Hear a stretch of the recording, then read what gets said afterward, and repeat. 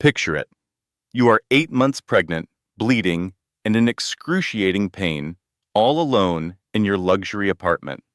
You call the man who promised to love and protect you, your husband, and he tells you, you are being dramatic. Then he hangs up on you. This was the nightmare Grace Holloway was living. As she lay dying on her bathroom floor, he was at a party, sipping champagne with investors. But destiny had a different idea, because the man who ended up saving her life was her husband's biggest billionaire rival. What happens when a deep betrayal leads to a new beginning?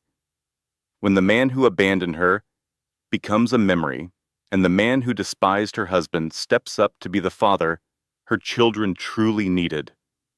This is a story about heartbreak, powerful revenge, and finding redemption. And believe me, the ending will take your breath away. If you enjoy stories that get your heart pounding and make you cheer for the underdog, please remember to like, comment, share, and subscribe. You do not want to miss a single moment of this journey. This story will teach you the most important lesson every woman needs to know. You cannot shrink yourself into being loved by someone who has already chosen to stop seeing you. And sometimes the person who saves you is yourself. For the fourth time that night, her phone buzzed on the counter. Grace Holloway gazed at the screen, where a smiling photo of her husband looked back at her.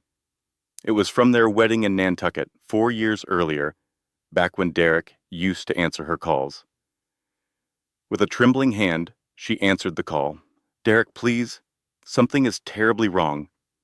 It is the twins. I cannot feel them moving anymore. The pain is getting so much worse, and I am bleeding. I need you to come home this instant." Her voice broke on the final word. In the background, she could clearly hear the sounds of his party for investors, the clink of champagne flutes, loud laughter, and music. It was the sound of successful people doing successful things. "Grace," Derek's voice had a sharp edge to it, the kind that always made her feel insignificant. "I am in the middle of my pitch to the investors. This is the Singapore deal. You are aware of how critical this is. Just take an aspirin and call your doctor. I will be home around 9. "Derek, I am terrified. Something feels very, very wrong this time. You said the same thing last month during that false alarm, and the month before that, when you were worried about preeclampsia. Your doctor confirmed you were perfectly fine. You're just being anxious. The pregnancy hormones are making you paranoid." Grace glanced down at the white maternity dress she was wearing. A dark red stain was spreading across the front, looking like spilled red wine. It was too much blood. Far too much. "This is not the same. Please, I am begging you." He let out a long sigh, the one that communicated she was being difficult, overly dramatic, and just too much to handle. "I will do my best to leave early. Just try to breathe. You are overreacting. Again." The call ended. Grace was left standing by herself in their downtown Seattle penthouse as rain streamed down the massive floor-to-ceiling windows. She was 32 weeks pregnant with twins, bleeding, cramping, and absolutely terrified, and she was completely and utterly alone. She looked at her phone one more time. Lock screen.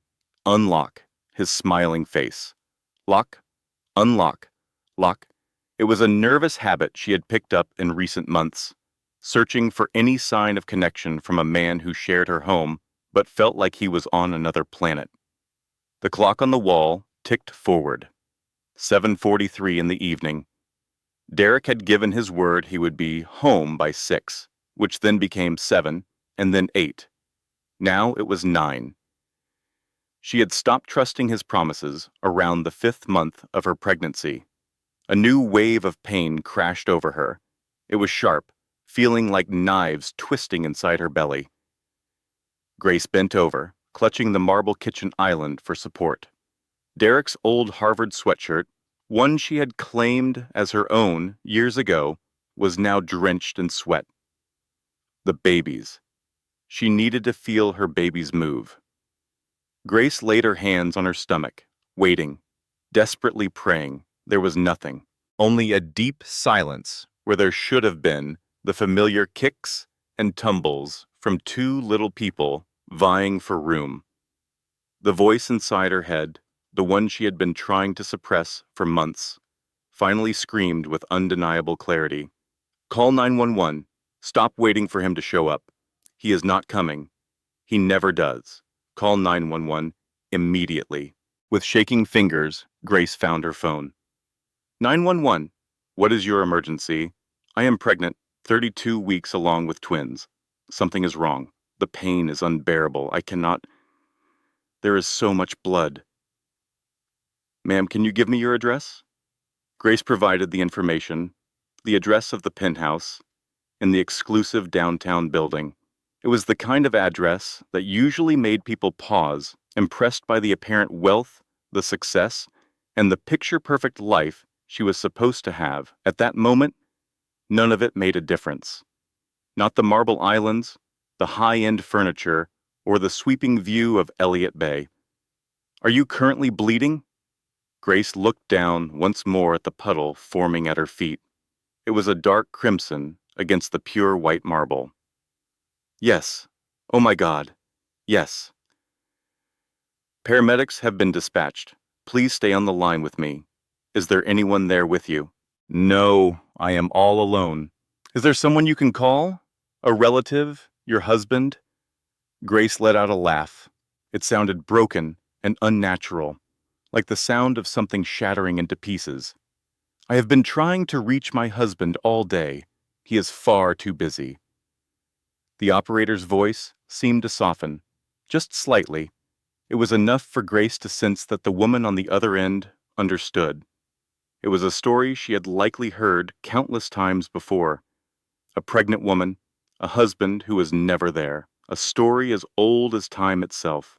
Okay, honey, the ambulance is just 3 minutes from you. I want you to try and sit down on the floor. Can you do that for me? Grace attempted to follow the instruction, but her legs buckled beneath her.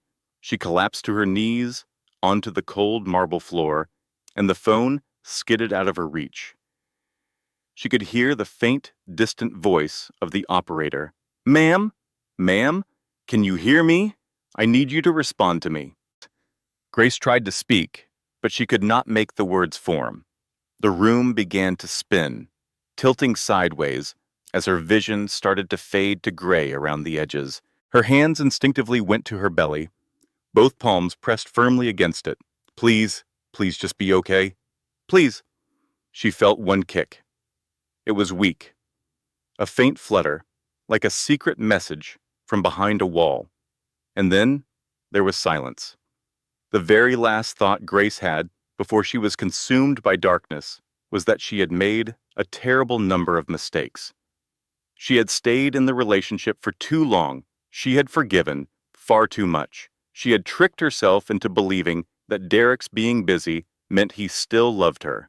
But she finally understood that busy was just a code word for choosing something else, choosing someone else, choosing anything in the world but her. The sound of sirens began to break through her fading consciousness, growing louder and closer. Help was on its way. It was too late to rescue her marriage, but maybe, just maybe, it was not too late to save her babies. The paramedics discovered Grace unconscious on the marble floor, lying in an expanding pool of her own blood. We have an unresponsive patient. Female appears to be in her early 30s, 32 weeks pregnant with twins. She has significant hemorrhaging. We are looking at a possible placental abruption. Sarah Mitchell, the junior paramedic, knelt down next to Grace as her partner, Linda, started checking her vital signs. In her 5 years on the job, Sarah had witnessed a lot. Horrific car crashes, heart attacks, and overdoses. But seeing a pregnant woman bleeding and all alone always struck a deeper chord. Her blood pressure is 80/50. Her heart rate is at 130. She is going into shock. They worked quickly, starting an IV line, fitting an oxygen mask, and securing her neck before moving her to the gurney. Sarah took in the small details, the luxurious penthouse, the wedding portraits hanging on the wall showing a handsome man in a sharp suit and a radiant bride in a lace gown. They both looked so young, full of hope, and deeply in love. And now, that same bride was dying by herself. In the ambulance, den famous moments, Grace's eyelids fluttered open. She was disoriented and frightened.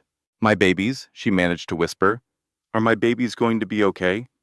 Sarah gently took her hand and gave it a squeeze. "We are on our way to the hospital. You are going to be just fine. What is your name?" "Grace. My name is Grace Holloway." "All right, Grace. Can you tell me how far along you are in your pregnancy?" 32 weeks. It is twins, a boy and a girl. Are they still alive? Please, you have to tell me if they are still alive." Sarah glanced at the fetal monitors. There were 2 heartbeats. They were rapid, but they were there. They were fighting. They are hanging on. All 3 of you are fighters. Is there anyone we can contact for you? Your husband? Any family? Grace's expression crumbled. "My husband? Derek. His name is Derek Holloway. You can find his number in my phone." Linda located the phone, dialed the number, and put it on speaker. It rang 4 times before he answered. Derek's voice came through the speaker, sounding annoyed and a little intoxicated. "I already told you that I would call you back." Sarah took over, her voice professional but icy. "Mr. Holloway, this is the City Memorial Paramedic Team. We are transporting your wife, who is suffering from a potential placental abruption. She is 32 weeks pregnant with twins. This situation is life-threatening. We require your presence at Mercy General Hospital immediately." There was a long silence on the line. The background noise of the party was audible. Music, laughter, and the distinct clinking of champagne glasses. "I am sorry, but this is really terrible timing. How serious are we talking here?" Sarah's jaw tightened.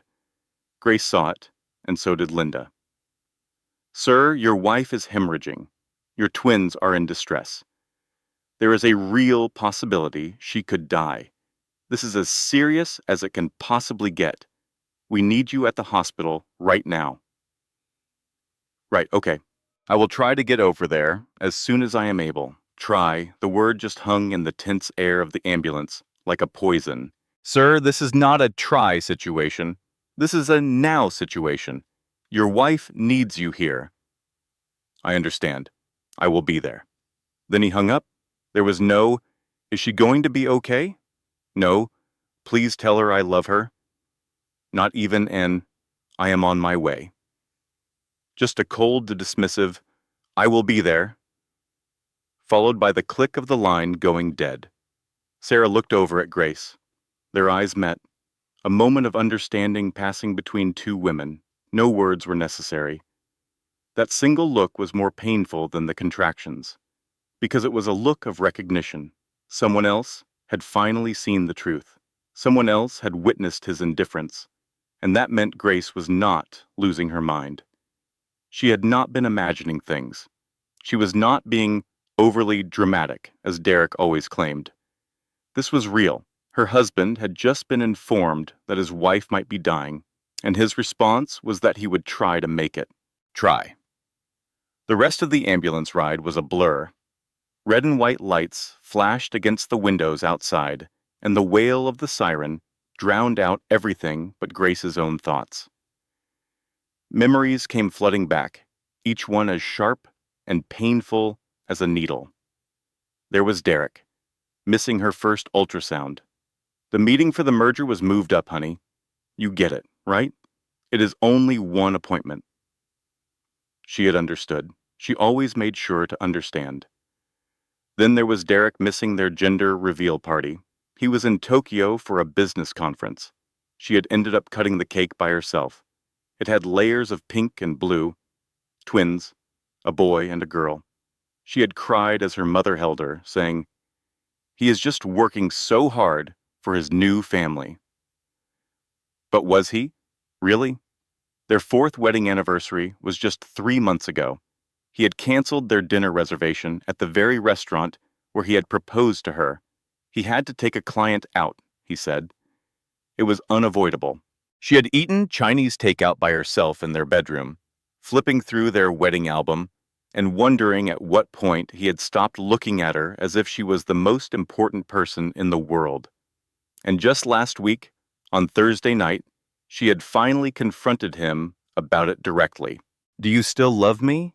Grace asked, but Derek never once looked up from his computer screen. "Of course," he said. "Don't be so dramatic." It was not a yes. It was not more than anything. He did not ask her what kind of question that was. He just told her not to be dramatic, as if her feelings were a bother, a problem he had to solve, a tiny error in his otherwise flawless life.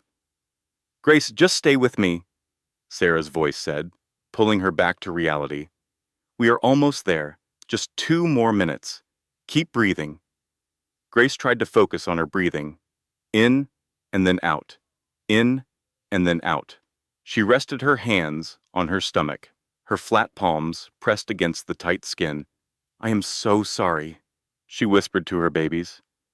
"I am so sorry I did not leave him sooner. I am sorry I let him convince me I was crazy.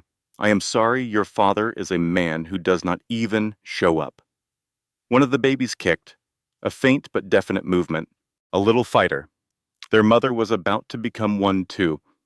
The doors of the ambulance burst open, revealing the bright lights and organized rush of the Mercy General Emergency Bay.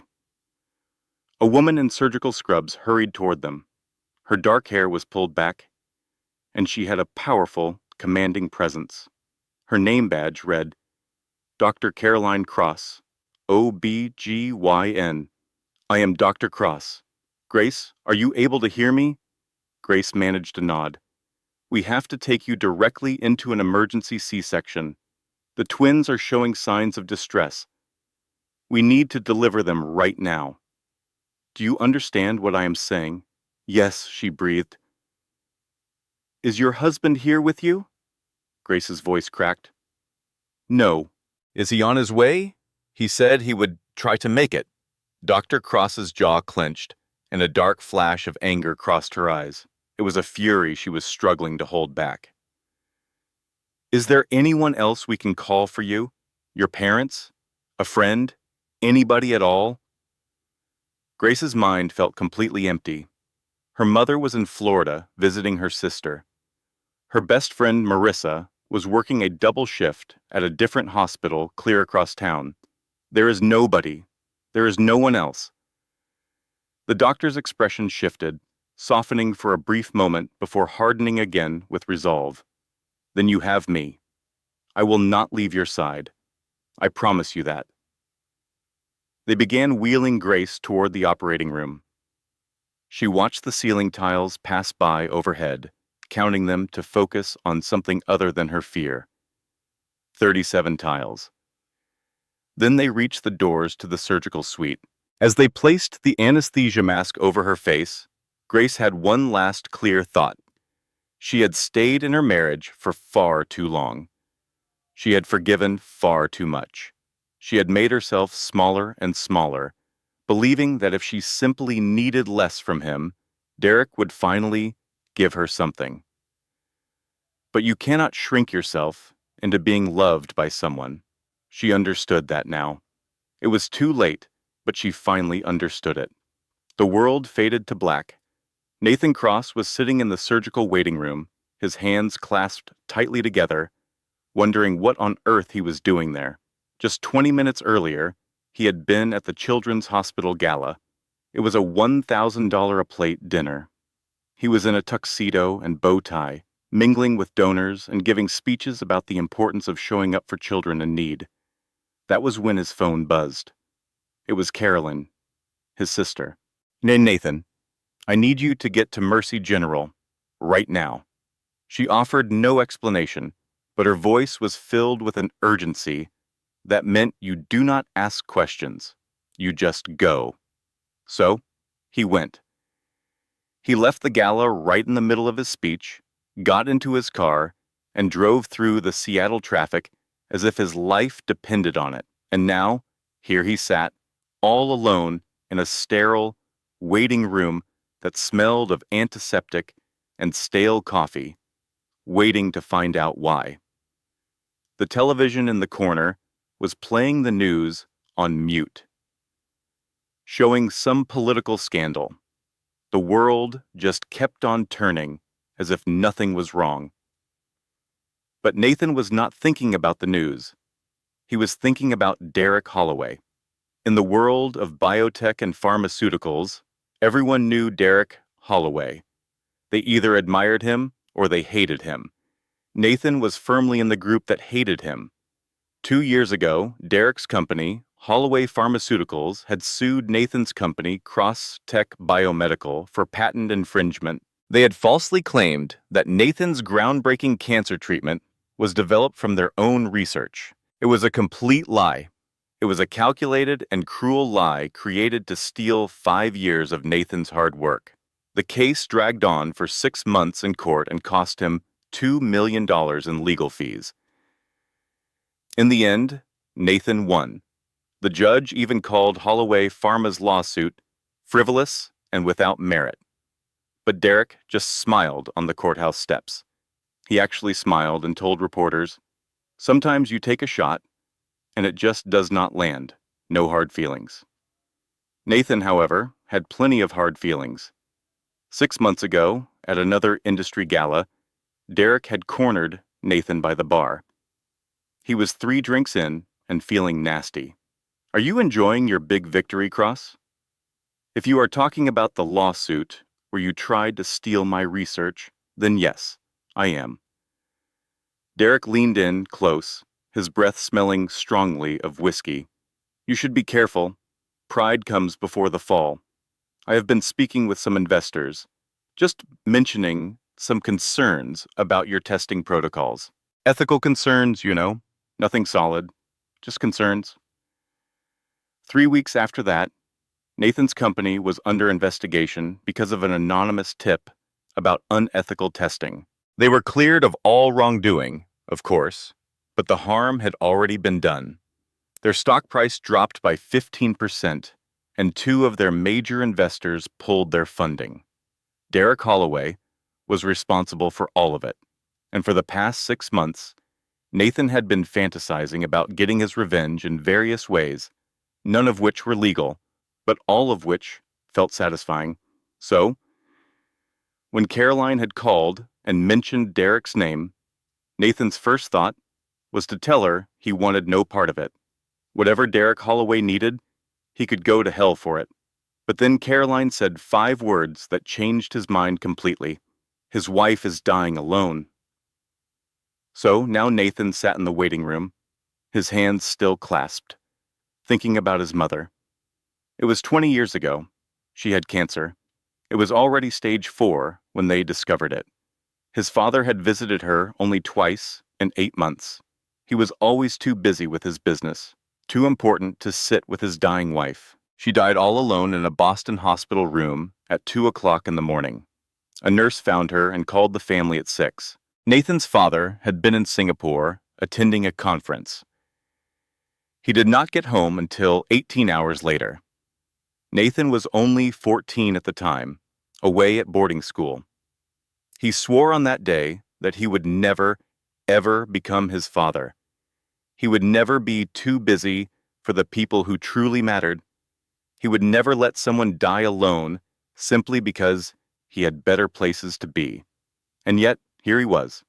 He was 40 years old, working 80 hours a week, with no relationship lasting more than 3 months. He was throwing money at problems instead of actually showing up for people. He had become his father, after all. The waiting room doors swung open, and Caroline walked in. She was still in her surgical scrubs. Her hair was damp with sweat, and there was a smear of blood on her sleeve. Exhaustion was etched deep into her face. Nathan quickly stood up. "Caro?"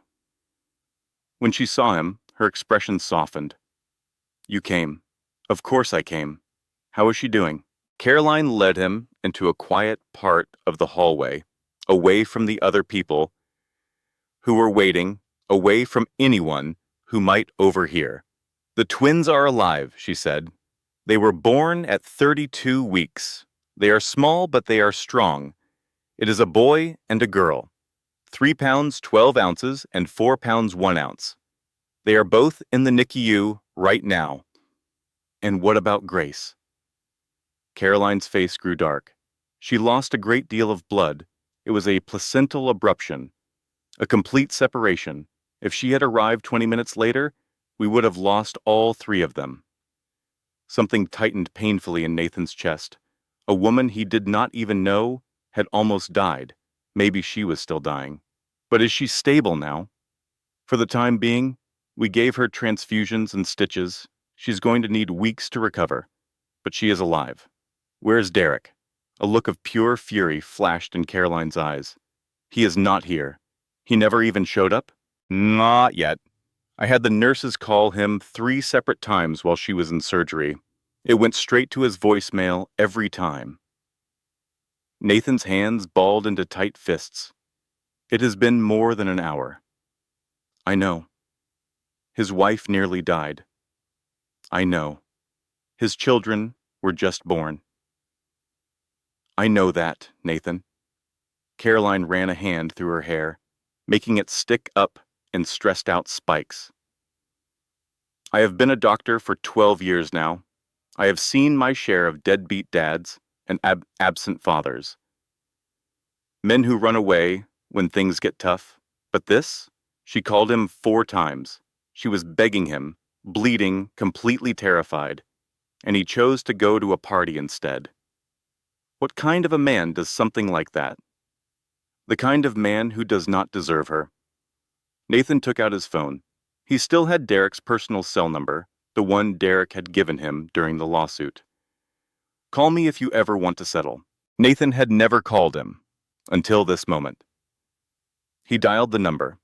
The phone rang 3 times before Derek answered, his voice sounding cheerful and a little drunk. Cross? Is it not a bit late for a business call? Your wife almost died tonight, Nathan said flatly. There was a pause. He could hear music and laughter in the background. Derek did not even bother to move away from the noise. What? Grace. Your pregnant wife, she had a hemorrhage. They performed an emergency C-section. Your twins are in the NICU right now. She is in the recovery room, and you are at a party. There was a longer pause this time. The noise in the background did not stop. There was no urgency in his voice, no sign of panic, just confusion. I am sorry. How do you even know about my wife? Because someone had to be here for her, since you obviously could not be bothered. Now you just wait a minute. She called you 4 times. Did you know that? 4 calls while she was bleeding out on your bathroom floor.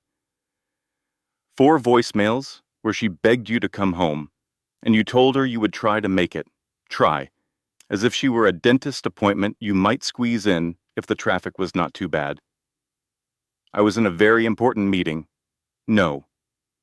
You are at a party. I can hear it. Champagne, music, laughter. Your wife was dying, and you were busy drinking champagne with investors. Derek's voice turned hard. You do not know what you are talking about, Cross. You are trying to interfere in my marriage. Room 847, Mercy General, just in case you are interested in actually meeting your children. Nathan hung up the phone. Caroline stood there watching him. Do you feel any better? No, Nathan said, sitting down hard in one of the plastic chairs. I feel worse, because now I know for sure. He is not just a bad businessman. He is a monster. So what are you going to do now? Nathan looked at his sister, really looked at her. He saw the deep exhaustion, the anger, and the fierce sense of protection in her eyes. I am going to sit with her, so she is not alone when she wakes up. Nathan, you really do not have to. Yes, I do. Someone has to be there. And it is obvious that Derek is not going to be that person. Caroline nodded her head slowly. Room 847, Recovery. She should be waking up in about 30 minutes. I will be there. Thank you, Caroline said, for coming, for caring about this, for being nothing like him. Nathan got to his feet, adjusting his bow tie. Thank you for the call, he said. As he headed for room 847, he had no idea he was walking toward the woman who would completely reshape his world. Grace's eyelids flickered, opening to the glare of fluorescent lights and the rhythmic beeping of monitors. She saw a ceiling made of white tiles and the shapes of medical machines. The sharp scent of antiseptic confirmed it. A hospital. Her hands instinctively went to her belly, only to find it flat and hollow. A wave of pure panic crashed over her. No, it can't be, she whispered, her voice a broken, unfamiliar croak. My babies. What happened to my babies? A young nurse with kind eyes entered the room. Her name tag read, Rachel Thompson. Mrs. Holloway, it is all right. You are in the recovery room now. Your babies are doing well. They are in the neonatal intensive care unit. You have a son and a daughter. They are little, but they are fighters. Tears began to stream down Grace's face, a chaotic mix of relief, fear, and a love so powerful it hurt. Can I please see them? Very soon, the nurse promised. We just need your condition to be more stable.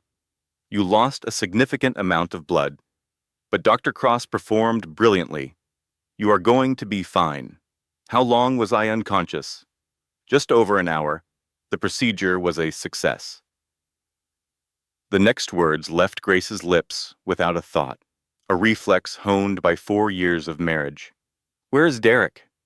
A slight, almost imperceptible change crossed Rachel's face, but Grace noticed it immediately. That nurse knew something. Grace was sure of it. Let me find out for you, sweetie, she said before slipping out. Grace remained on her back, her gaze fixed on the ceiling. She started counting the tiles. There were 37 going one way and 23 the other, a total of 851 tiles. It had been 37 minutes since she opened her eyes, and Derek still was not there. As the fog of the anesthesia lifted, her thoughts started piecing together a painful reality. My body just endured the most frightening ordeal it will ever face. I was wheeled into an operating room, uncertain if I would ever open my eyes again, if my children would make it, or if that was my final day on earth. And he is not here. He still has not come. What does that signify? No, I already know. I have known for months. It signifies that I am on my own. I have been for a long time. My loneliness in our marriage started way before I was by myself in that ambulance. The late work nights. It was so obvious. The evenings he would arrive home with the scent of a perfume she did not wear. Grace had convinced herself it was from a business meeting or a harmless hug from a coworker. It was never harmless, the way he would recoil from her touch. As if her hands were alien and unwanted, the smile that would appear on his face as he stared at his phone, a smile she had not seen aimed at her for years. Another woman existed. Of course, another woman existed. Who would choose to stay with a dull, pregnant wife when someone thrilling was waiting, someone who did not snore, whose figure was not swollen and marked by pregnancy, someone who wanted nothing from him but the things he was already providing, his focus, his presence, his love. All the things Derek once gave to Grace, the very things she had pleaded for, the things he had chosen to give to someone else. A gentle rap sounded at the door. Grace's heart leaped. He was here. Derek. But it was not him. A man was standing in the doorway. He was tall with dark hair, perhaps in his 40s, and wore a tuxedo with a loosened bow tie. He seemed awkward and out of his element. Yet his eyes were full of kindness. Hello, my name is Nathan. Nathan Cross. My sister is Dr. Cross. Caroline, she was your surgeon. Grace just looked at him, a total stranger, standing in her hospital room. I do not understand. What is this? I realize this is highly unusual. A complete stranger just showing up like this. But Caroline phoned me. She mentioned you were by yourself. And I felt that perhaps you should not have to be, especially not tonight. Grace's eyes welled up with tears. She fought to hold them back, but it was impossible. Why would you do something like that? We have never even met. Nathan took a hesitant step into the room. Is it all right if I sit down? Grace gave a small nod. He took the seat next to her bed and placed 2 cups of awful hospital coffee on the bedside table. 20 years ago, my mother passed away in a hospital room, all alone. My father was away at a work conference in Singapore.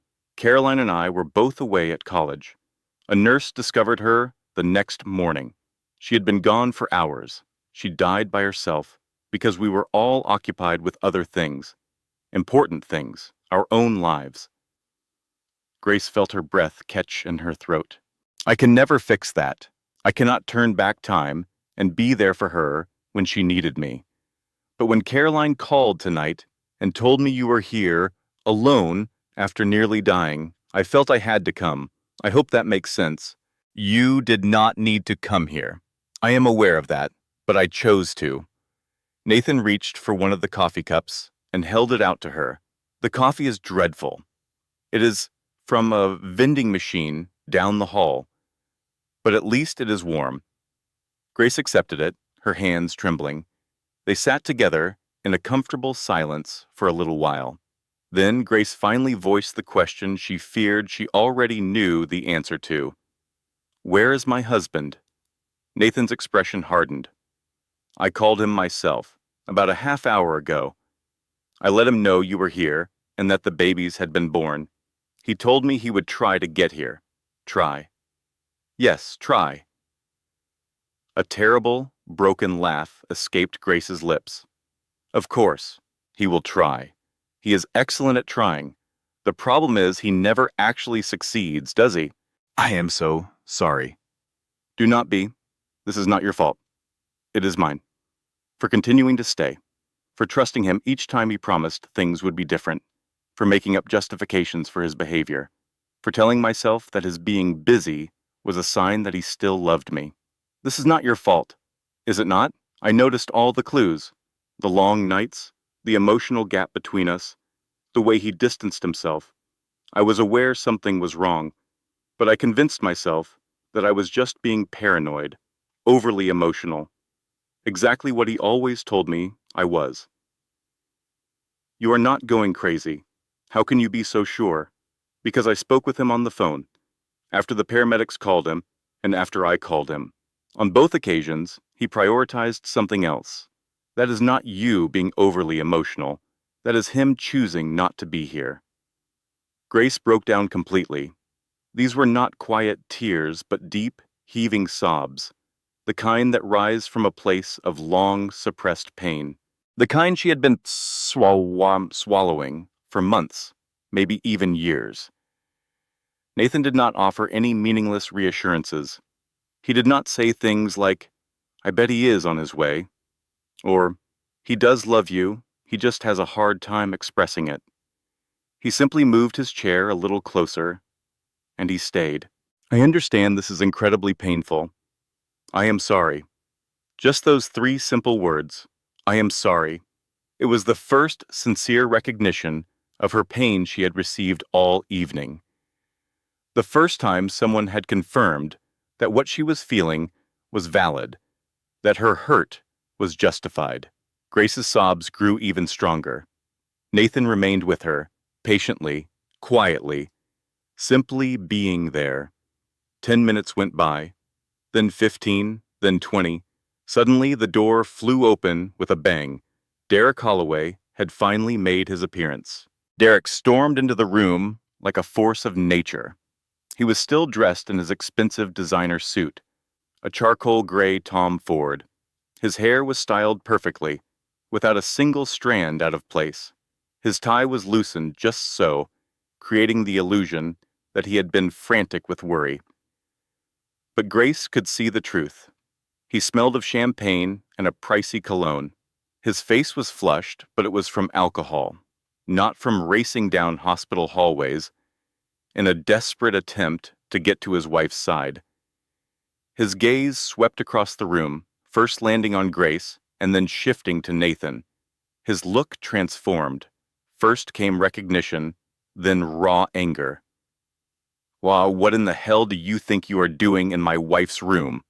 Nathan rose from his chair, slowly and with purpose, unfolding his full 6'2" frame. He spoke in a low, steady voice that did not need to be raised. "I was present." 3 simple words, yet they were absolutely crushing. Derek's face turned a shade of crimson. "Leave. Right now." "Derek." Grace's voice was weak, a faint attempt to intervene. Derek ignored her, his eyes fixed on Nathan. "Not you, him. I do not know what kind of stunt you are trying to pull, Cross, but my wife just came out of surgery, and I will not let you take advantage of her in this state." "I am well aware she had surgery." Nathan's tone remained unnervingly calm. "I was present." He repeated the words, this time more deliberately, each one twisting like a knife. "You son of a—" Derek lunged at him. Nathan stood his ground, not even flinching. Grace's voice sliced through the tension. "Stop it." Both men stopped in their tracks. "Derek, he is telling the truth. He was here. You were not." At last, Derek turned to face his wife, truly seeing her for the first time since he had entered. She was ashen, an intravenous line in her arm, wearing a standard hospital gown. Her hair was damp with sweat. She looked utterly drained, and beautiful, and vulnerable, his. But the look in her eyes was different. The hope was gone. There was no sign of relief that he had finally shown up. No ready-made forgiveness waiting for him. There was only a void. "Grace, you are being emotional. You just went through a major operation. The anesthesia, the drugs. You are not thinking straight." "On the contrary, I am thinking with perfect clarity." "No, you are not. You have no idea what you are saying. This man is a rival in my business. He despises me.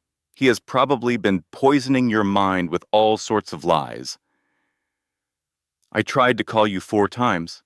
Her voice was unwavering now, gaining strength. Derek blinked, changing his strategy.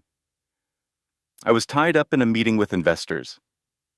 You know how critical this Singapore deal is. It is a make-or-break situation for the company. I was trying to secure our family's future. I was hemorrhaging. I was afraid I was going to lose our babies. You are constantly imagining the worst." Derek's voice adopted that familiar tone, the one that was patient on the surface, but seething with annoyance underneath. The one he used to make Grace question her own sanity. "Last month, you thought you were in labor with Braxton Hicks. The month before that, you were convinced you had preeclampsia. The doctor told you that you were fine. You are just being paranoid, Grace. The pregnancy hormones are making you—" "I nearly died tonight. Do not be so dramatic. I nearly died." Complete silence filled the room. The only sounds were the steady beeps of the monitors, marking time, keeping her alive. "And you were not here. You put investors ahead of me, ahead of our own children. That is not fair. You are distorting the situation. I was working. I was providing for this family. When was the last time you actually chose me, Derek?" Derek's mouth opened, then snapped shut. He tried again. "That is not a reasonable question. When was the last time you initiated any physical contact with me? When did you last inquire about my day, or how I was feeling, or about the babies? When was the last time you looked at me with the same expression you have when your phone buzzes? Grace, I put in 14-hour days to provide this lifestyle for us. The penthouse apartment, your luxury car, the elite private schools our children are going to attend. Every single thing you possess is a result of my hard work." I could not care less about the penthouse.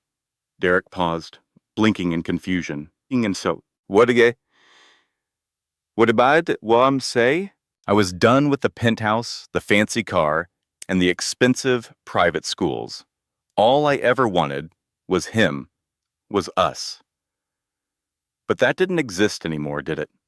It was just him, his job, his phone, and whatever secrets he kept when he was away from home. And then there was me, just waiting. I was always waiting. A clear thought cut through the fog in my mind. No more excuses, no more doubt. For 3 years, I had been the one saying sorry. I apologized for needing him. I apologized for wanting him to come home. I apologized for asking where he had been. I apologized for being lonely, for being pregnant and sick and overwhelmed. My entire existence had become an apology for inconveniencing him. But I was done apologizing. This was not my fault. It was his. He made these choices. Every single late night, every unanswered phone call, every time he looked at me as if I were a problem to be solved instead of his wife. He chose this path. And now, I was choosing mine. My voice was quiet, but firm, when I spoke. Leave. Derek just stared, completely bewildered. What did you say? I want you to leave. I do not want you here. Grace, you are not thinking straight. It is the medication from the surgery talking. I am thinking with more clarity than I have in years. Get out. She told you to get out. Nathan's voice cut in, smooth as silk, but with an edge of steel. Derek spun around to face him. This is all because of you. You have turned her against me. You came in here with your sob story and manipulated my own wife. Your wife nearly died here, all alone. For the first time, Nathan's voice boomed with a tightly controlled rage that finally broke free. While you were popping champagne, charming investors, and doing God knows what else at your fancy party, your wife was bleeding out on your bathroom floor. She tried to call you 4 separate times. 4. She was begging for help. She was bleeding. She was terrified. And you told her you would try to make it. You treated her like she was some appointment you might squeeze in if you had time. You have no idea about the kind of pressure I am under. What I understand is that I despise you. I have despised you for years. You tried to steal my life's work. You tried to ruin my company. You are a fraud and a user, and you represent everything that is rotten in our industry. But this? Nathan moved a step closer, his voice dropping low. This proves you are something far worse than a terrible businessman. It proves you are a coward who left his wife completely alone when she was desperate for his help. Derek's hands balled into fists at his sides. Get out of here before I have security remove you. Go ahead and call them, please. I would be thrilled to tell hospital security why Grace's husband decided to show up 3 hours late while a complete stranger sat by her side because she had no one else. A buzz came from Derek's pocket. His phone. He glanced down at it. It was pure instinct, a reflex he could not control. Grace saw the look on his face shift. It softened, just for a moment. She knew that expression all too well. She had seen it countless times before. It was the look he got when he read texts late into the night. The look he had when he would take phone calls in another room. It was the way he would smile at his phone screen as if it held a wonderful secret. That look had never been for her, not once. Who is she? Derek went completely still, his phone clutched in his hand. What are you talking about? I said, who is she? The woman you are texting right now. The woman who gets you to smile that way. The woman you obviously wish you were with instead of me. Who is she? All the color drained from Derek's face, and in that moment, Grace knew. A part of her had always known, but this was the first time she had proof. Derek remained frozen, his phone in his hand, his face as white as a sheet. Grace, this is not what it looks like. Stop. Her voice was now like ice. Cold, sharp, and final. Do not you dare lie to me. Not now, not in this place, not after what has happened. You owe me the truth. For the first time in our marriage, just tell me the absolute truth. The room was silent except for the steady beeping of the medical machines. 1, 2, 3, 4, 5 beeps. Each sound was like a tick of a clock, counting down the final seconds of their marriage. How long has this been going on? Derek stared down at the polished floor. Grace? How long? For 6 months? The world seemed to tilt on its axis. 6 months. Grace quickly did the math in her head. She was 7 months pregnant. You began cheating on me right after I became pregnant. It was not like that. Then tell me what it was like. Please, make it make sense to me. Help me understand how you could start sleeping with another woman while I was at home, carrying your children. Nathan quietly took a step back, trying to give them some privacy, but his supportive presence remained, solid and unwavering. It was like an anchor in the storm. Derek anxiously ran a hand through his perfectly styled hair, messing it up for the first time she had ever seen. You were different. As soon as you got pregnant, your entire world became about the baby. Then the babies. It was all doctor visits and picking out colors for the nursery and talking about names. I started to feel invisible, like I was not important anymore. Grace let out a laugh. It was a terrible, ugly sound, full of bitterness and pain. So you decided to push me out of your life completely. I never planned for any of this to happen. It just did. Things became so complicated, and I did not know how to end it. Who is she? Derek paused. Derek, tell me her name. Vanessa. The name felt like a physical blow, knocking the wind out of her. Vanessa? Nathan's voice was sharp with disbelief and anger. You mean Vanessa Reed? Your own executive assistant? Derek's guilty silence was all the confirmation she needed. Grace's thoughts began to race. Vanessa Reed. She was 28 years old, stunningly beautiful. She had a Master of Business Administration from Stanford. She was always dressed impeccably. She was always right there by Derek's side. Grace had met her on several occasions, at company functions, at holiday parties, in Derek's own office. Grace had smiled at her. They had made polite conversation. Grace had asked about her family. She had even complimented her clothes. Just last Christmas, Grace had baked her a batch of homemade cookies. They were from her grandmother's special recipe, chocolate chip with a sprinkle of sea salt. Vanessa had even sent a thank you note. You are so incredibly sweet. Derek is so lucky to have you. Derek is so lucky to have you. The trip to Hawaii? Grace's voice was disturbingly calm. Back in March, for that pharmaceutical conference. The look on Derek's face gave him away before he could even speak. She was there with you, was not she? Grace, I was the one who packed your suitcase for that trip. I put in your favorite sunscreen, your blue swimming trunks. I even hid a little note inside your luggage. I told you that I loved you, that I was already missing you. Did you even bother to read it? Or did she discover it first? Derek remained silent. Answer my question. Well, I read it. And what happened next? Did you go to her hotel room? Grace, please do not do this to yourself. Answer me. Yes. All right? Yes, I went to her room. Grace shut her eyes, took a deep breath, and then opened them again. The night I told you we were having twins. It was May 15th. Our 4-year wedding anniversary. I cooked your favorite meal. I put on the dress you bought for me when we were in Paris. I had the ultrasound pictures ready in a little frame. 2 tiny heartbeats. Twins. I could not wait to share the news with you. Derek's expression completely fell apart. You got home 3 hours late that night. You told me traffic on the bridge was terrible.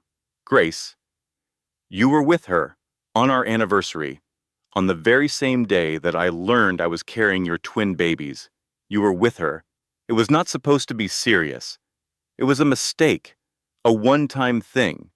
But then it just kept happening, and I did not know how to make it stop. You make it stop by stopping. You make it stop by not going to her, by not sending her texts, by not choosing her over your pregnant wife every single day for the last 6 months. Do you love her? Derek did not give an answer. Derek, I am asking you, do you love her? I am not sure. Do you love me? Of course I do not. Grace's voice finally cracked with emotion. Do not say it if you do not mean it. Do you still love me? Me, the woman you chose to marry, the mother of your children. Do you still love me? Derek finally looked at her. He truly looked at her, and he said absolutely nothing. His silence was the only answer she needed. Get out. Grace, we can work through this. We can go to marriage counseling. I will end things with Vanessa. I've still cut off all communication with her. We have children on the way now. We have to at least try. She asked you to leave. Nathan's voice was now laced with menace. She has asked you multiple times, so go, before I have to personally walk you out of here myself. You stay out of this, Cross. This is a private matter between me and my wife. You mean the wife you cheated on, the wife you abandoned, the wife who was close to death tonight because you were too busy with your assistant to pick up your phone. Derek lunged toward Nathan, but Nathan sidestepped the attack with ease. He was practiced, as if he had been expecting it. Derek lost his balance and stumbled, catching himself against the wall. I could have you arrested for assault, Nathan said, his voice perfectly calm. Hospitals have security cameras everywhere. It would be very well documented. Derek adjusted his suit jacket, trying to pull himself together. This is not finished. Yes, it is. Grace's voice was quiet, but it was final. You were the one who finished it 6 months ago when you chose her. You finished it today when you ignored my calls for help. You finished it when you walked in here 3 hours late, smelling like champagne. It is over. Derek, you need to accept that.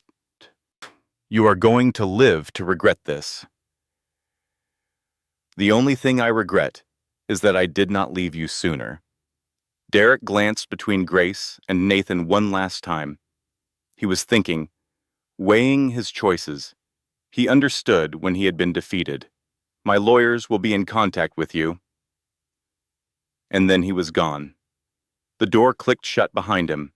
The room became quiet again, the only sound coming from the machines.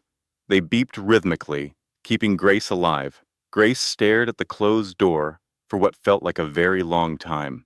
And then she began to tremble. She was not crying. She was shaking. Her entire body was shaking. It was as if all the adrenaline was finally draining out of her. All of the terror, all of the energy it had taken to say all those things. It was all gone. She felt completely hollow. Nathan quietly moved back to the chair beside her bed. He did not say a word. He just sat with her. Grace trembled for a full 5 minutes. When it finally subsided, she looked over at Nathan. This man, a stranger, had just witnessed her at her most vulnerable moment. Thank you. You have nothing to thank me for? Yes, I do. You stayed here with me. You did not have to, but you did. I had a feeling. Grace's voice was barely a whisper. Deep down inside, I knew that something was not right. The constant late nights, the way he became so distant, the smell of another woman's perfume on his shirts.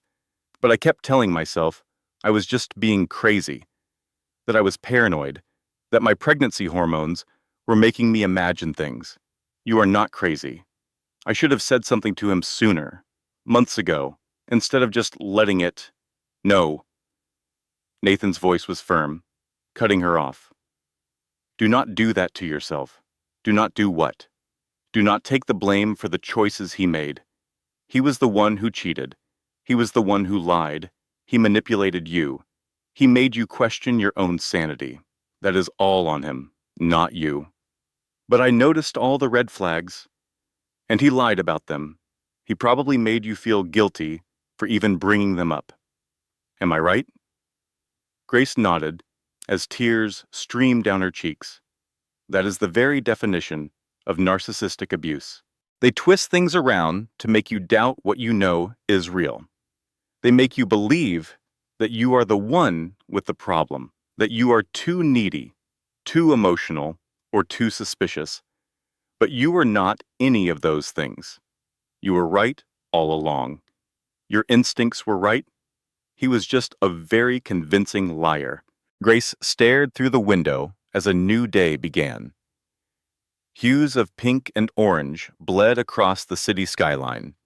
She had not slept in 24 hours. In that time, she had given birth to twins and nearly lost her own life. She had also discovered her husband's affair and ended their marriage. And yet, the sun came up anyway. There was a strange beauty in that, a glimmer of hope. The world did not pause for a broken heart. It moved forward, and that meant she could move forward too. A nurse, Rachel, appeared at her door. "Mrs. Holloway, do you feel strong enough to go meet your babies?" In that single moment, everything else vanished. The pain, the betrayal, the crushing exhaustion. None of it mattered anymore. "Yes, please, I do." They took Grace to the neonatal intensive care unit in a wheelchair, with Nathan walking quietly beside her. She had asked him to be there because she needed someone, and it was painfully clear Derek was not going to show up. The unit was a hushed, warm space with dim lighting. The only sounds were the soft, rhythmic beeps of tiny heart monitors. Nurses glided around silently, while parents kept vigil by their incubators, their faces etched with hope and prayer. Rachel came to a stop beside two incubators, placed next to each other. Baby girl Holloway, 3 pounds and 12 ounces. Baby boy Holloway, 4 pounds and 1 ounce. Two impossibly small, impossibly perfect little humans. They were connected to a tangle of wires and tubes, far too many for their tiny bodies, but they were breathing. They were moving. They were alive. Emma had a full head of dark hair, just like Derek's. Lucas was bald and pink, with Grace's nose. They were absolutely perfect. Grace began to cry, but these were different tears. They were a mixture of joy and grief, of overwhelming love and paralyzing terror. "They are just so small," she whispered. "They are fighters," Rachel said in a gentle voice. "They have strong vitals and good oxygen levels. Dr. Cross says they are doing incredibly well for being born at 32 weeks. Grace asked, "Am I allowed to touch them?" "Of course." Rachel opened a small porthole on the incubator. Grace slowly reached a single finger inside and touched Emma's hand. Emma's tiny fingers immediately wrapped around her finger with a surprisingly tight, strong grip. That little grip, that tiny, perfect grip. In that instant, Grace's entire world shifted. She then reached for Lucas, touching his perfect tiny hand. A voice inside her spoke with absolute clarity. "I refuse to let you grow up watching your mother settle for crumbs of affection. I will not let you believe that love is supposed to feel like loneliness. I will teach you what real strength is. I will show you what self-respect looks like. I will do it even if it means I have to burn my entire life to the ground and start completely over. Even if I have to be a single mother, even if it is hard, and even if I am terrified, I will do this for you and for myself." Speaking aloud, she whispered, "Hello, babies. I am your mom, and I love you both so, so much. I promise I'm going to give you the life you deserve, no matter what it takes." One of the babies kicked. It was Emma, her strong little fighter. Nathan stood a few feet away, just watching, his eyes suspiciously shiny. Grace looked over at him. "Thank you for being here.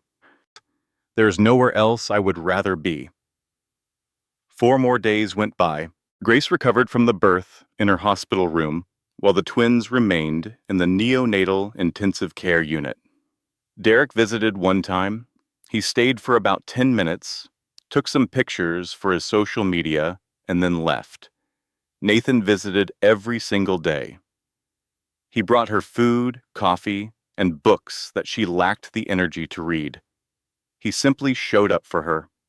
On the 4th day, Dr. Caroline Cross came into the room holding discharge papers.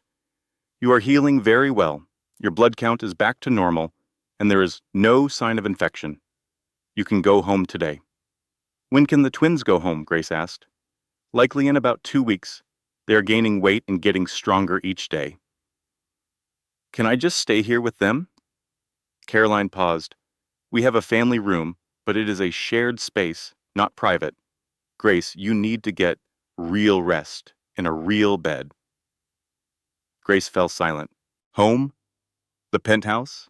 The place where Derek was. The place where every single object was a reminder of the lie she had been living. She had not spoken to Derek since that first horrible night. He had called and sent text messages. He even had flowers delivered. She had ignored all of it. "Where will you go?" Caroline asked softly. Just then there was a knock on the door, and Nathan walked in. He was carrying lunch from that really good sandwich shop downtown. He took one look at Grace's face and stopped. "What is wrong?" "She is being discharged today," Caroline explained. "But she does not want to go back to the penthouse." "Then don't," Nathan said without a moment's hesitation. "What?" "Do not go back there. At least not right now." "But I do not have anywhere else to go." "Yes, you do." Nathan put the lunch down on a table. "I own a guest house. It is on my property out in Marin County. It has 3 bedrooms and is fully furnished. It has been sitting empty for the last 6 months. You can stay there." "Nathan, I could not possibly." "Why not?" he asked. "Because I barely know you. You do not owe me a thing. And besides, people will talk. Let them talk. You need a safe place to recover. Somewhere Derek cannot just show up whenever he feels like it. The guest house is completely separate from my main house, a full 200 yards away. You would have total privacy. This is just too much. I have an empty house, and you need a place to live. It is just logistics." Caroline quickly added, "Grace, you should take his offer. You need a calm, stress-free environment. Marin County would be the perfect place for you to recover. I just do not want to be a burden." "You are not a burden," Nathan said with firmness in his voice. "Please, let me help you." Grace looked at him, really studied his face. "Why are you doing this for me?" Nathan sat down and took a deep breath.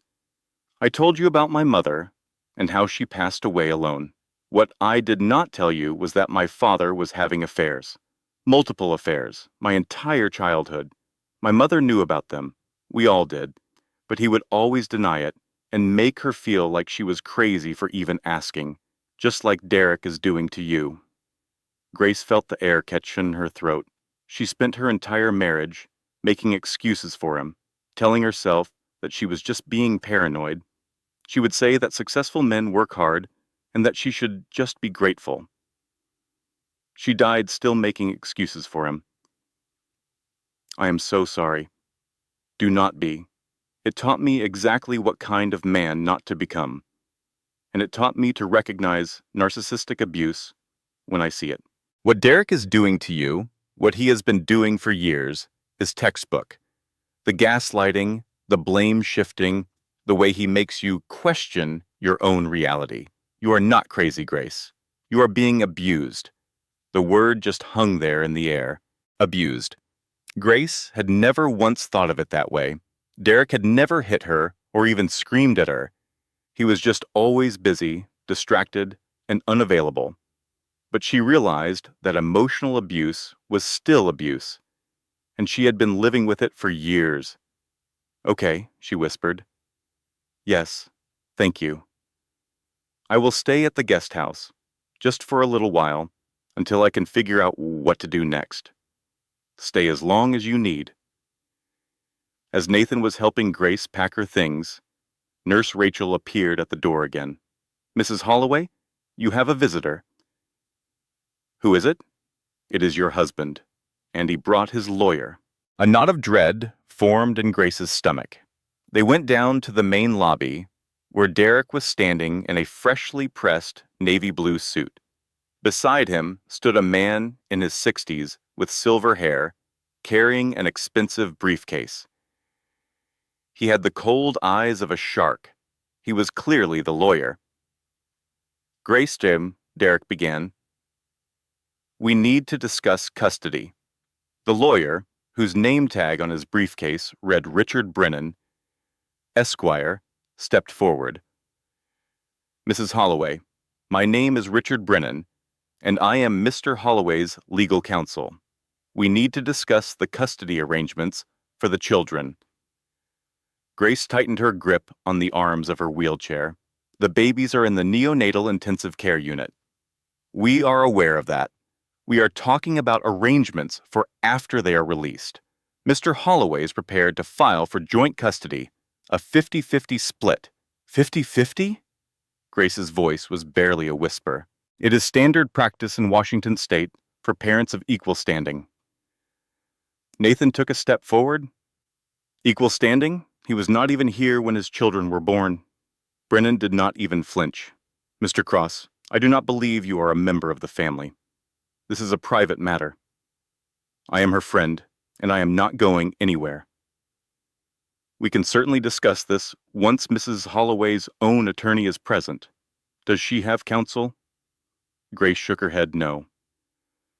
"Well, I suggest you retain someone very quickly. Mr. Holloway is also concerned about your current living situation. Moving in with a man you have known for less than a week raises serious questions about your judgment and stability." At that moment, something inside of Grace finally snapped. 4 days ago, she would have shrunk under his gaze, apologized, and tried to explain herself, but not anymore. "You want to talk about judgment?" Her voice was like steel. "Let us talk about how Derek ignored 4 emergency calls from me while I was hemorrhaging. Let us talk about how he showed up 3 hours after our children were born, or how he spent the last 6 months cheating on me with his assistant while I was pregnant with his twins." Brennan's blank expression never changed.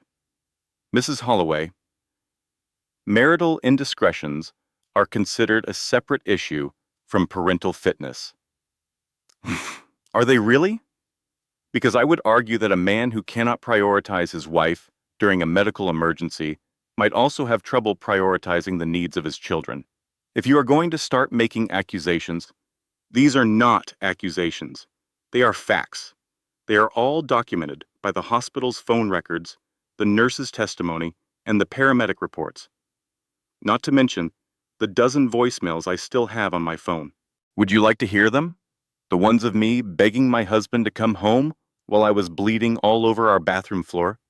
Derek finally spoke up. "Grace, you are being completely unreasonable." "No, for the first time I am being a mother, and I am done letting you make me feel crazy for expecting basic human decency." Nathan then pulled out his phone.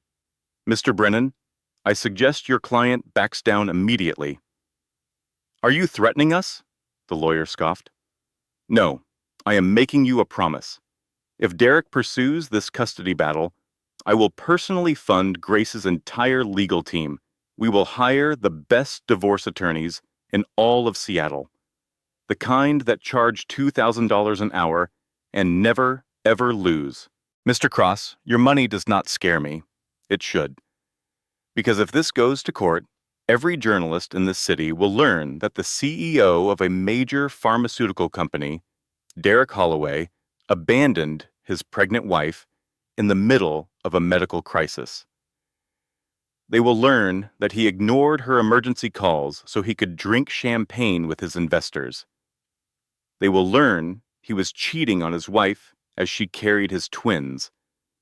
And they will learn his mistress is his 28-year-old employee.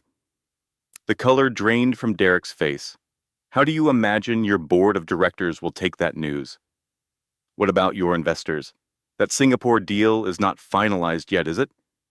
Do you believe they want to be in business with a man whose private life is a train wreck in public? Brennan clutched his briefcase. This kind of public smearing can go both ways. Can it? I have hard proof. I have hospital records, phone logs, and sworn testimony from paramedics, nurses, and doctors. What do you have? Guesses about where Grace is staying? Nathan went on. So here's how this will unfold. Grace will retain a lawyer, a very good one. You will then negotiate a reasonable custody agreement where Grace has primary custody. Derek will have supervised visits until the twins are old enough to spend longer periods away from their mother. Supervised visitation is for parents who are unfit. Exactly. Derek lunged. I am not an unfit father. You were absent for their birth. You have seen them twice in 4 days.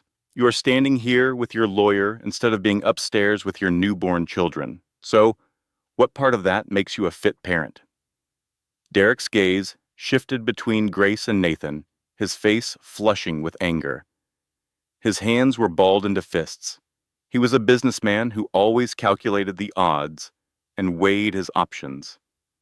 He understood when he was outmaneuvered, this is not finished.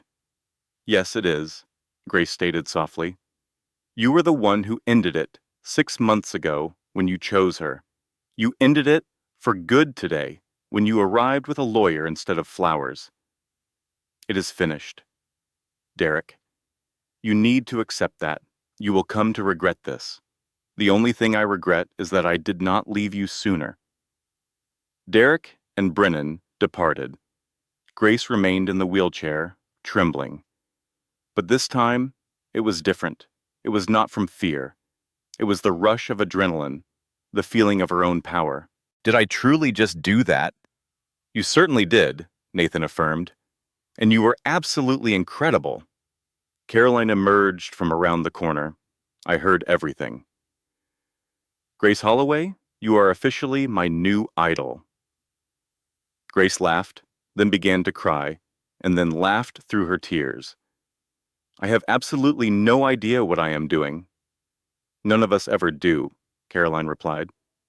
But you are moving forward anyway. That is what truly counts. They drove toward Marin County in Nathan's Tesla. The ride was silent and smooth. Grace watched the Seattle skyline fade away in the rearview mirror. I have never confronted him like that before. How does it make you feel? Terrifying, and also wonderful. Incredibly wonderful. The property was stunning. It was a modern architectural marvel with floor-to-ceiling windows that looked out over the San Francisco Bay. Lush trees surrounded the area, and the air had a crisp, clean scent. The guest house was a separate structure from the main house, complete with its own driveway, ensuring total privacy. The interior was a peaceful, open-concept space with white walls, hardwood floors, and comfortable furnishings. It had 3 bedrooms, 1 master, and 2 smaller ones. One room had been completely converted into a nursery, furnished with 2 cribs, a changing table, a rocking chair, and soft gray curtains. Nathan, when did you manage all of this? Caroline gave me a hand. She knows exactly what babies need. On the kitchen counter, there was a welcome basket filled with groceries, coffee, prenatal vitamins, and a soft blanket. A note written in a feminine script read, "Welcome home. You are going to be a wonderful mother. Please call anytime, day or night." Signed, Caroline. P.S. Nathan is on speed dial 2. I am on speed dial 1. Please use us. Grace held the note and read it a second time as tears welled in her eyes. Why are you both being so wonderful to me? Nathan put her bag down on the floor. Because you are worthy of kindness. You deserve to have people who show up for you, who keep their word, and who do not make you plead for basic human decency. 2 weeks after that, the twins were discharged from the hospital. Emma and Lucas each weighed 5 pounds. They were healthy, strong, and absolutely perfect. Grace brought them to the guest house, a temporary place that was quickly beginning to feel like a permanent home. She stood inside the nursery, holding a baby in each arm.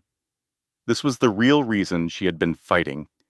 It was not for a marriage with a man who did not want to be a husband or a father. It was for this, for her children, for herself. It was a chance to create something genuine. Nathan's help was ever present, but never intrusive. He would bring by groceries. He held Emma so Grace could feed Lucas. He made late-night runs for diapers without ever being asked. He treated Grace as if she were a capable and strong woman, not someone who was broken or needed to be rescued. He saw her as someone who simply needed some support. At 3 in the morning one night, Grace was in the middle of feeding Lucas when Nathan knocked gently on the door. "Can you not sleep?" "Sleep is a concept for other people," Grace replied. She offered a tired but real smile. "Would you like some company?" "Always." Nathan settled into the second rocking chair, the one that had been intended for Derek, a seat he would now never fill. They sat together in a comfortable quiet. Lucas made a soft grunting noise, and Emma sighed from her crib. "Why are you going to all this trouble?" Grace finally asked. "I mentioned before, my mother. I feel like there is more to it than just that." Nathan remained silent for a long moment. The evening Caroline called me, I was attending a gala, delivering a speech about the importance of being there for children in need.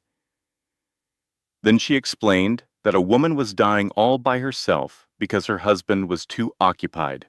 In that moment, I realized I was becoming just like my father, too occupied with things that do not matter, building a business empire instead of meaningful relationships.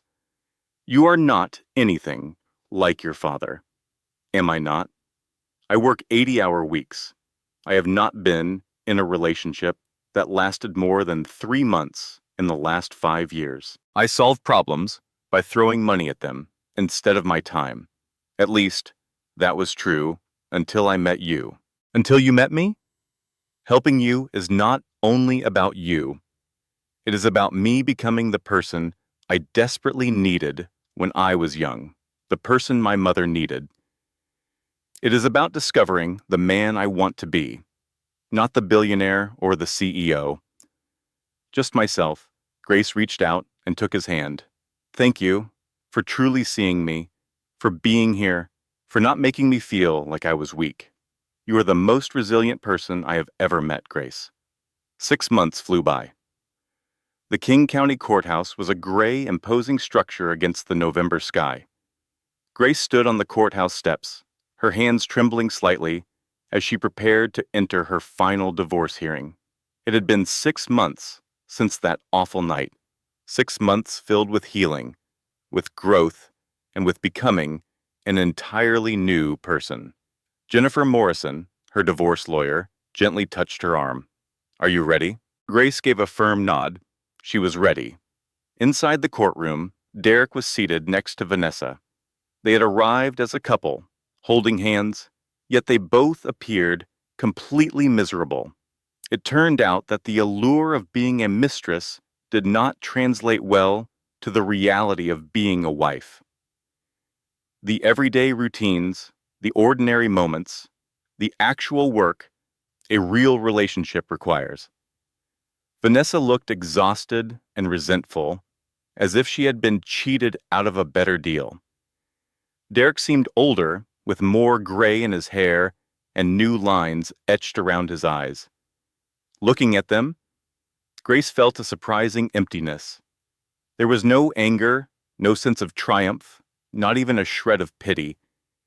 There was only an overwhelming feeling of relief that she was not in Vanessa's shoes.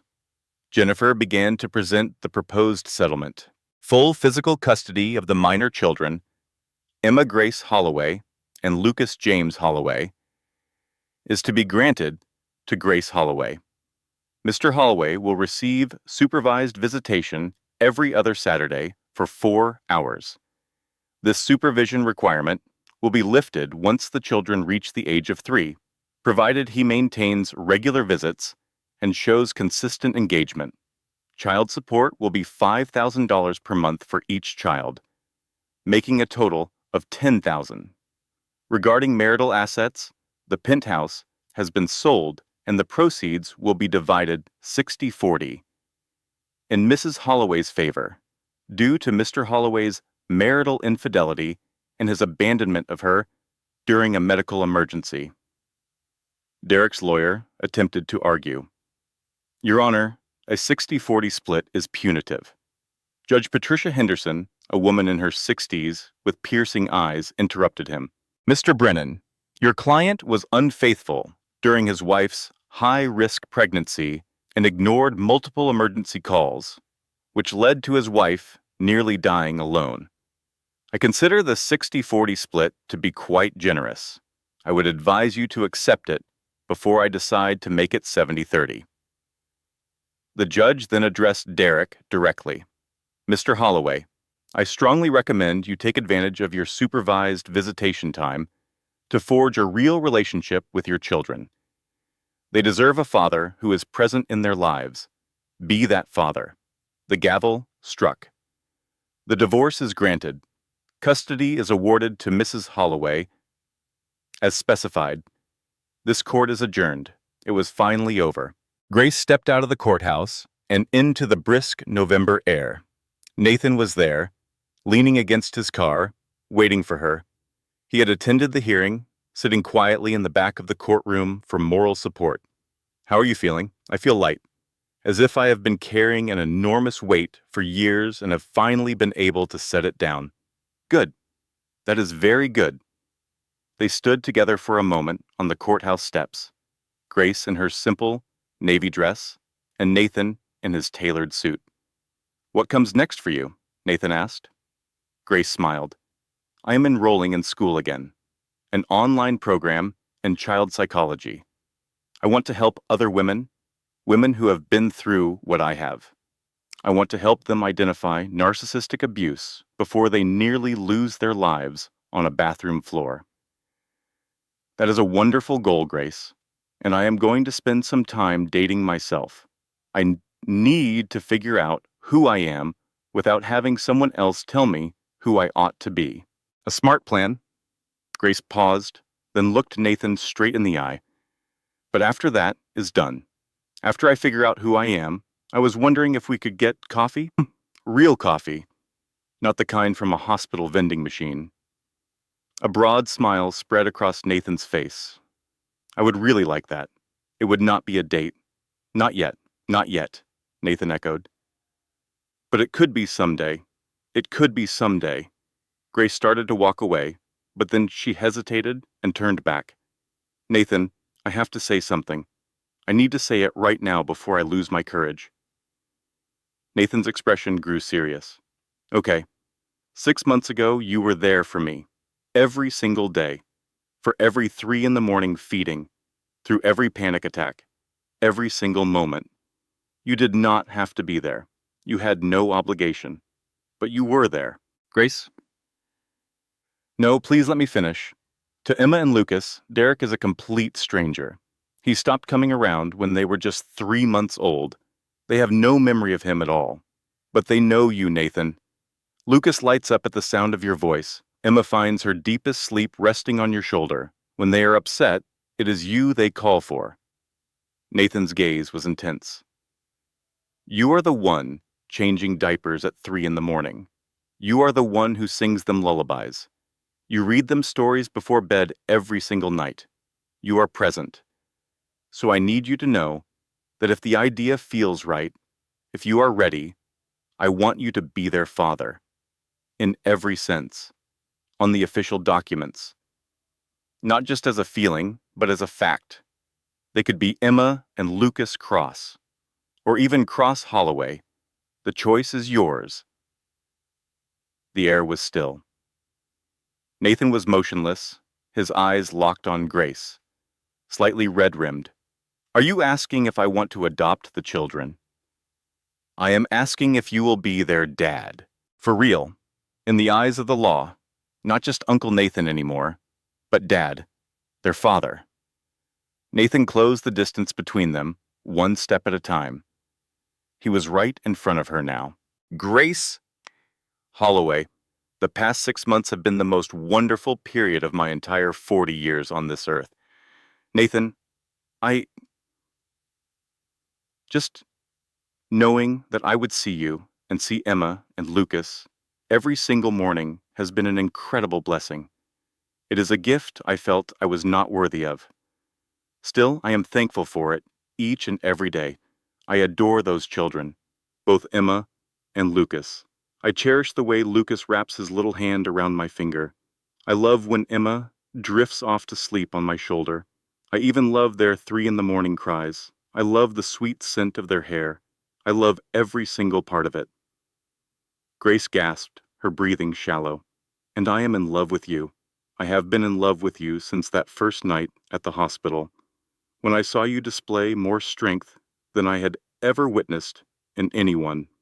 My love for you grows stronger with each passing day. I admire your resilience, your devotion to your children, the way you have pieced your life back together, your refusal to ever surrender. So my answer is yes. Unequivocally, yes. 1,000 times, yes. I will be their father. I will sign all the documents. I will change their names. I want the school meetings, the doctor visits for their shots, every single birthday, and every Christmas. I want all of it. Tears of joy were streaming down Grace's face. But Grace, there is something else I want. What is it? From his jacket, Nathan produced a small box covered in velvet. Grace covered her mouth with both hands. This is not how I pictured this moment. My plan was something romantic, with a beach and a sunset, maybe some candles. But Grace, I have been holding this in for 6 months. I simply cannot wait any longer. Nathan lowered himself to one knee, in that very spot, on the steps of the courthouse. Grace Holloway, being with you inspires me to be a better person, a better man, a better father, and a better partner. I cannot promise you perfection. I cannot promise that I will not make errors along the way. But I can promise that I will always be by your side. I will always pick up when you call. I will always prioritize you and the children above everything else. Always, Grace. Would you do me the honor of marrying me? Grace stared at Nathan. This was the man who rescued her, the one who never left, the one who cherished her children as if they were his. Yes, absolutely yes. Nathan got to his feet. He slid the ring onto her finger. Then he kissed her. Right there in public, on the courthouse steps. Passers-by paused to watch. They smiled warmly. A handful of them even clapped. Grace let out a joyful laugh as the tears flowed. I cannot believe this is real. You should believe it. This is our reality, every part of it. A year and a half had passed. It was a Saturday morning in Sausalito, inside Grace and Nathan's house. It was no longer the guest house. It was their shared home, their life together. Sunlight poured into the bright, warm kitchen, which buzzed with happy morning energy. Emma and Lucas, who were now 2 years old, were seated in high chairs wearing identical pajamas. Pancake pieces were scattered everywhere. Their little fingers were sticky. The scene was one of pure happiness. Nathan was at the stove, flipping more pancakes. He wore an apron that read, "World's Okayest Dad." Grace prepared coffee. Her belly, 7 months pregnant with their third child, gently bumped against the countertop. "Daddy, I want more juice," Emma demanded, lifting her cup. A wide smile spread across Nathan's face. "What is the magic word, Emmy Bug?" "Please," she lisped. "There is my girl." He filled her cup with juice and placed a kiss on top of her head. Lucas started hammering his spoon on the tray. Dada, Dada, hold me. As soon as we finish breakfast, little man, you need to eat your pancakes. Grace observed the scene, her heart swelling with so much love it felt ready to pop. This was what a family looked like. It was not flawless. It was disorganized. It was wild. It was gorgeous.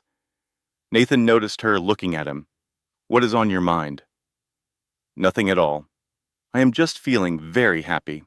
I am too. He came closer and rested a hand on her pregnant stomach. And how is the newest member of the Cross family doing today? Moving around a lot. So very active. I believe we have a future soccer player in here.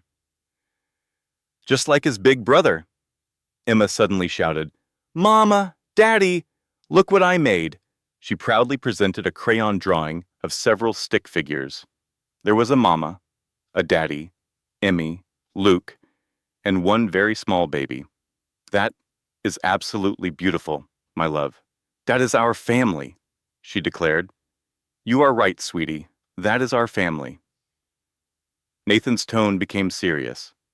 Grace? Yes? I wanted to say thank you. What for? For allowing me to be their father. For accepting me as your husband. For giving me all of this. Grace gently squeezed his hand. Thank you for being there from that very first night, and for every single night that followed.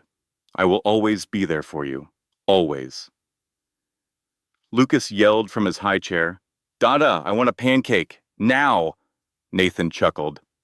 I guess that is my cue. Just then the doorbell chimed. Grace went to answer it and found a delivery driver. I have a delivery for Nathan Cross. That is us. The driver gave her a formal-looking envelope. Grace tore it open and began to read. Tears immediately welled up in her eyes. Nathan, you need to see this. Nathan came into the room with Lucas perched on his hip and a smear of pancake batter on his t-shirt. What is it? Is everything okay? Grace held out the document, her hands trembling with joy. It is finalized. The adoption is complete. You are officially their legal father. They are Emma and Lucas Cross. It is really done. Nathan gently placed Lucas on the floor. He took the document from her. It was a certificate of adoption for Emma Grace Cross, and for Lucas James Cross. The legal father was listed as Nathan William Cross. The date was November 1st, 2027. Nathan's eyes filled with tears as he read it.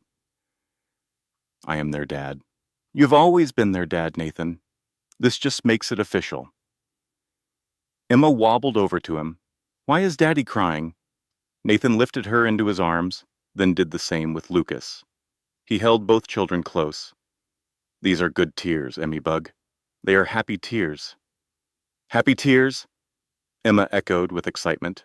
Lucas gently patted Nathan's cheek. Dada, you are my Dada. That is right, little man. I am your Dada, for always. Grace rested her hand on Nathan's shoulder. The four of them stood together, a complete family. In a movie, the camera would slowly pan out, revealing the sunlit kitchen. You would see the pancakes cooking, the colorful drawings on the refrigerator, and the adoption certificate lying on the counter. A real, imperfect, and beautiful family.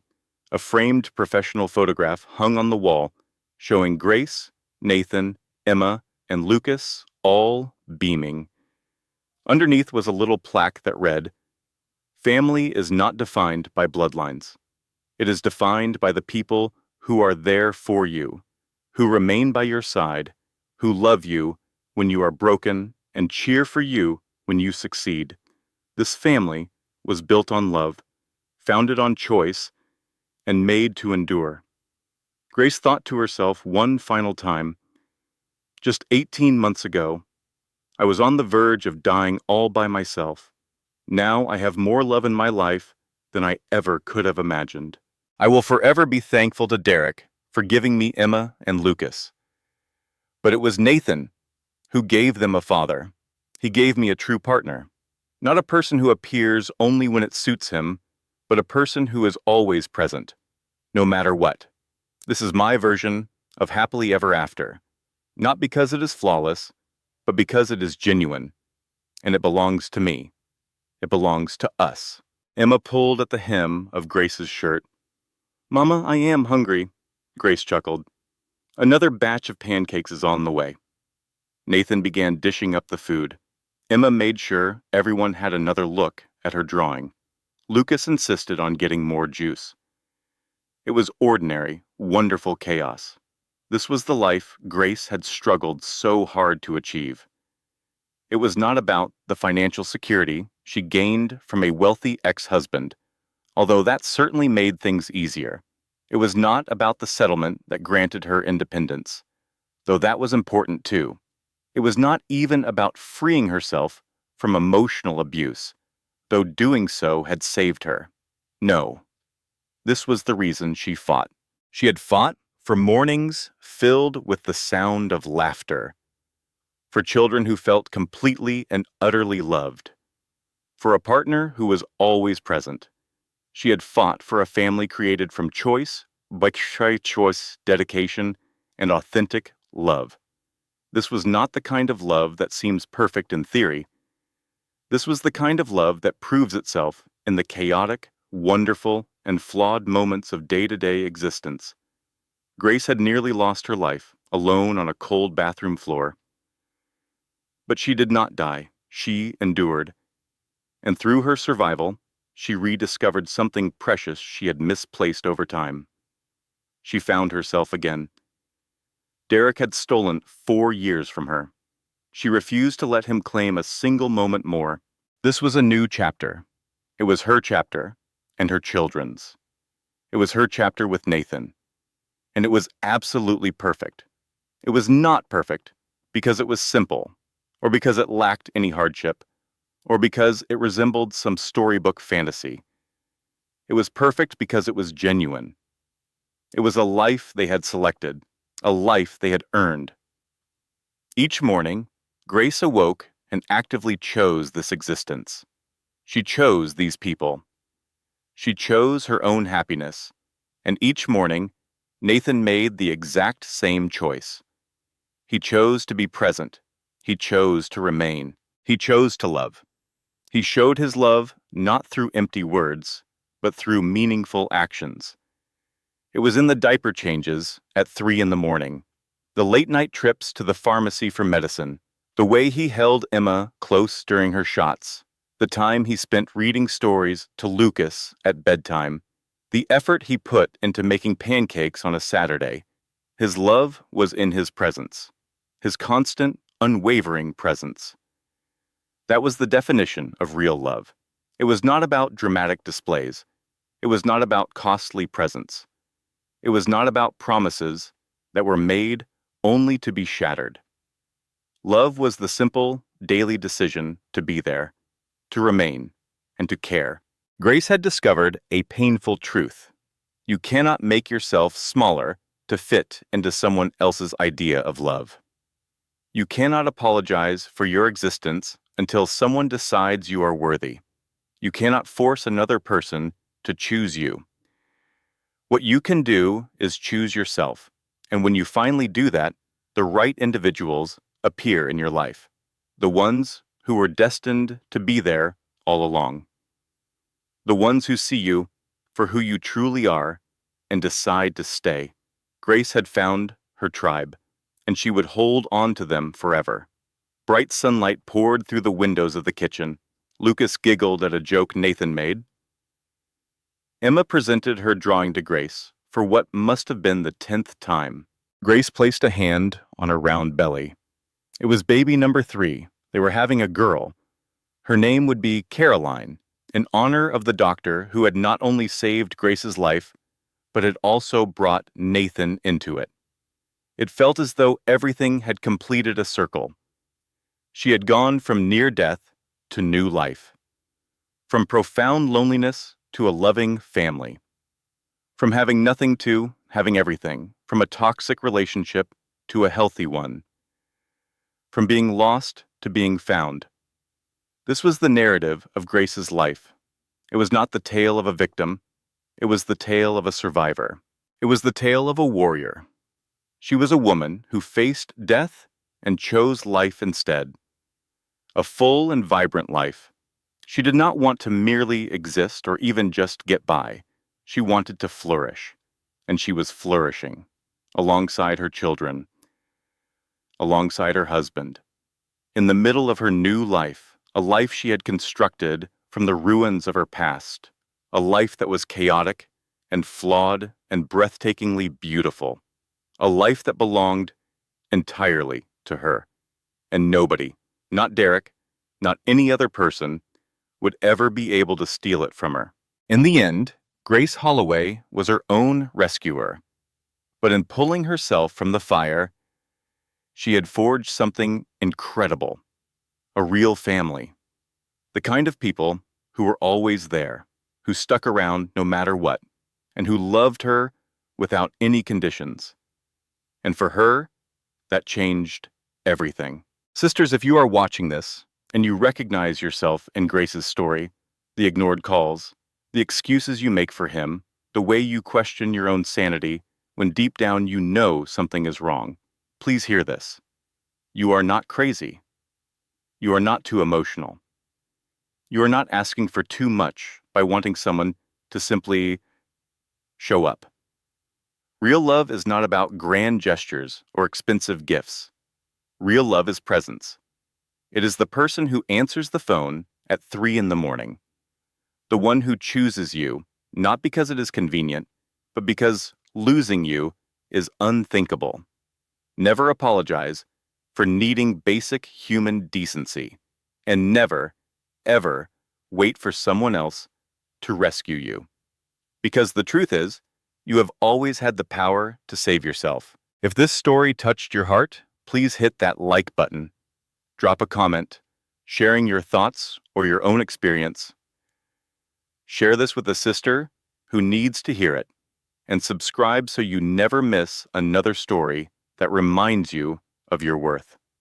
This content was carefully researched, crafted, and manually edited by our team to bring you meaningful stories and life lessons.